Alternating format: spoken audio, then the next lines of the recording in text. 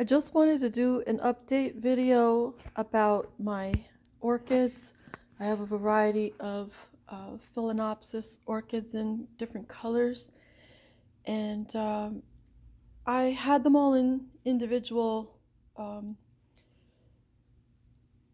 containers and was really meticulous about keeping them clean, and my health fell uh, back, and I wasn't able to do many of the things that I had been doing before and still have difficulty. So I kind of took a shortcut with my orchids and hoped for the best. I figured I'll just replace them. I don't have anything that's not replaceable, but I put them here in a little community bowl and thought, okay, this is easier for me. I haven't cleaned them and done the things that I used to do with it. And to my surprise, I find that my orchids really love this a whole lot better. They like the community for some reason. I really don't get it, but they must. They don't have human intelligence, but they have some sort of communication or awareness, whether it's through chemicals or whatever, hormones. I have no idea what plants have that gives them information, but they absolutely love this arrangement. So I just wanted to point out a few things. Okay, so the water is clear, but it's got debris at the bottom and a little bit of algae.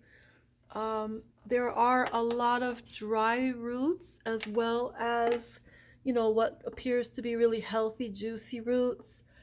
I have two leaves, one on one plant and one on the other, that are yellow or turning yellow. The rest of the leaves, like, they have grown a lot more leaves, and they've grown a lot more aerial roots.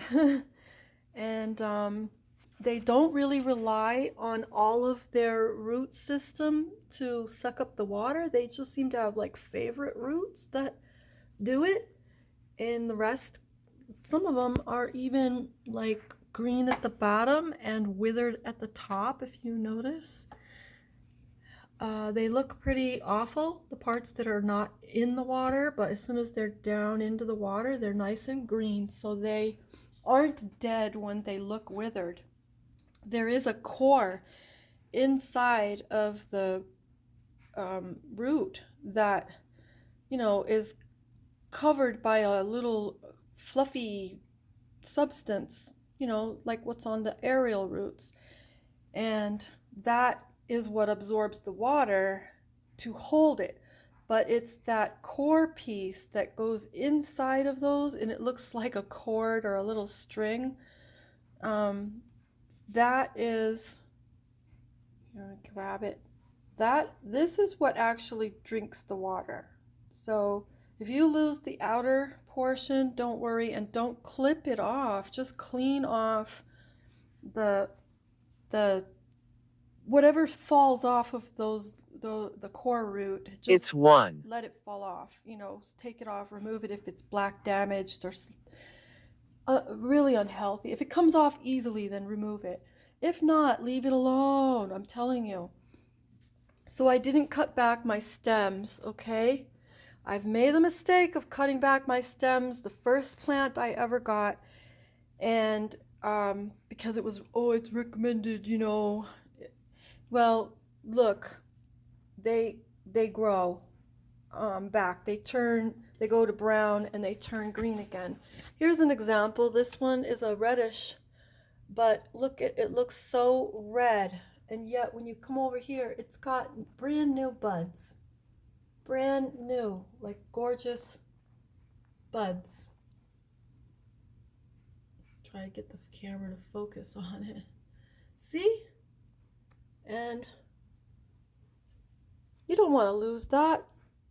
So all of them have grown new leaves, like a bunch of new leaves, a bunch of aerial roots, and a bunch of new stems from living in a community pot like this where they're left alone. They're like how they would be in the wild. I'm always about treating the plant the way it would be in the wild. That's what they've done. They grow up in the crevices of the trees and they're left alone. The only thing that they're bothered with is some rain and some birds and bugs, you know, but they aren't picked up and hosed off and rinsed off. And I'm learning. My other video, I recommended really hosing them off. What difference there is between my water and some of the videos that I have seen is it's very clear, but except for the debris and like the water that it dries on the glass as it evaporates, but the water is clear. It's not sludgy, it's not got bubbles all over it, you know, on the surface of it. It's not sludgy, it's not swampy. It's got a little ecosystem going there, and I don't even have a little fish in it.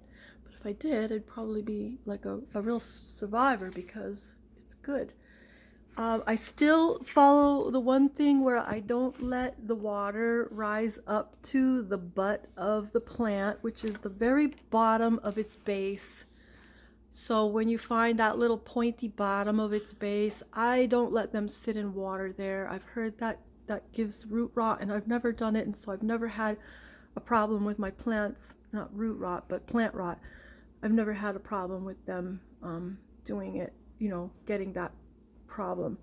And a lot of videos that I have seen, like the water is it's green. I don't know, the plants seem to not be suffering, but there are some who stopped water culturing because of that, and because their plants were not thriving.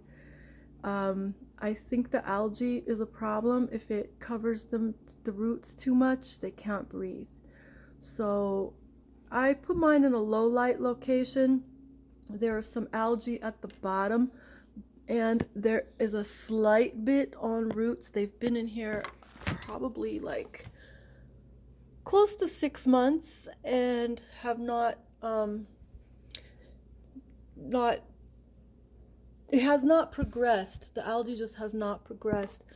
There's a little bubbles here, but that's because I just added water. That's not the type of bubbles I'm talking about. Those are not that looks like the type of bubbles you don't want to see, but it's from me adding water right there where I poured it in with my teapot.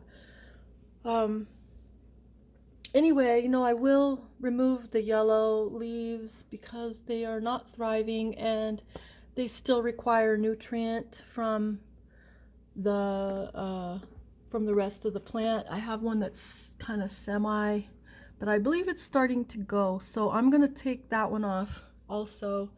And then I have this one back here that is getting kind of yellow, and that one.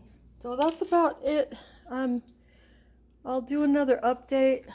Like I said, you know, I already have buds coming back, even down to this very end piece. I have buds coming back. And you know something, this would have been what some videos recommend, cutting off.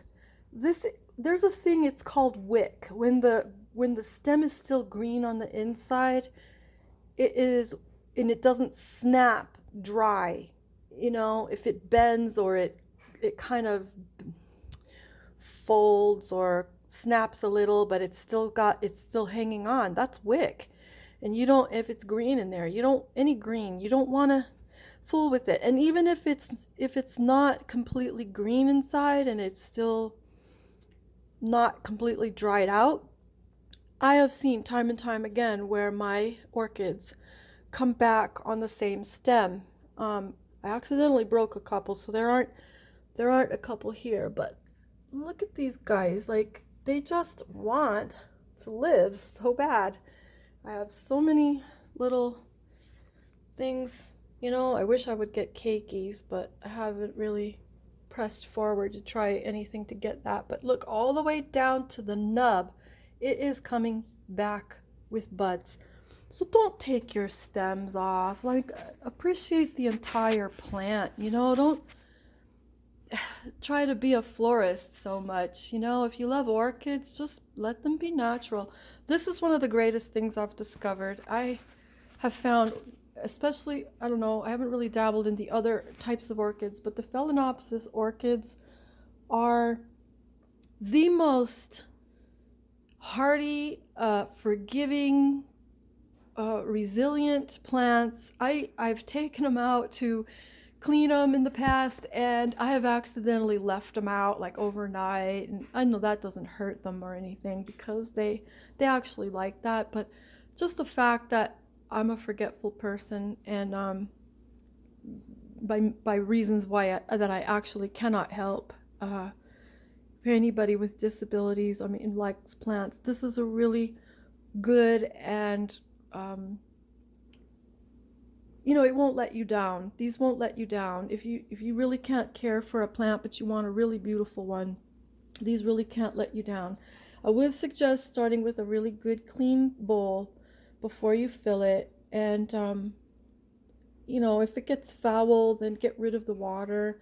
Do that as many times as you need to until it starts staying clean, because it might just be that your roots didn't get fully like cleaned off. Because if you have any of the I'm forgetting my words, that's part of my disability, you know, the soil packing, the kinds of, they use all different types, any of that stuff sticking to the roots when you clean them up before water culturing, you can have souring water until it gets cleaned off. So you could use pipe cleaners, you know, not cotton balls, because they'll leave strands, but I use pom-poms, anything soft but won't damage the velveteen. These roots are like velveteen. Even when they're in the water, they have a little fine fuzzy that you can barely feel, that soaks the water up, you know, and holds it for the inner core root to thrive on. So anyway, I just use dowel rods to prop them so that they don't get sunk down. So as I hold the plant up, I slide in these cut dowel rods into the water so that it will keep the plant from sinking its little butt point down into the water, because these little ladies don't like to get their fannies wet. They only want to dip their little feet and their little toes in the water. So anyway, and if these turn black, don't worry. If they start turning white, then give it some concern. Take it out, wash it, spray it with some Lysol, or pour a little bleach on it, and then rinse them off again before putting them back in the water.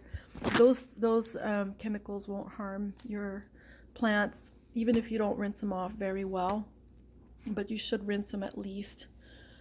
I think that's it for this video. I consider this video an update to my previous orchid video, and I wish I had the ability to care for them better. I had all kinds of really beautiful containers for them, and I have recently let my other plants pretty much die, even though they were, they've grown to an expensive size where they could be sold. I just didn't have the wherewithal. So anyway, I hope that this video is helpful. I'm sorry for the dim light, but it is midday on the east side of the house, and that's the light that these guys are getting and seeming to really like. So have a great weekend and week, or whatever you're on, and I will see you in another video.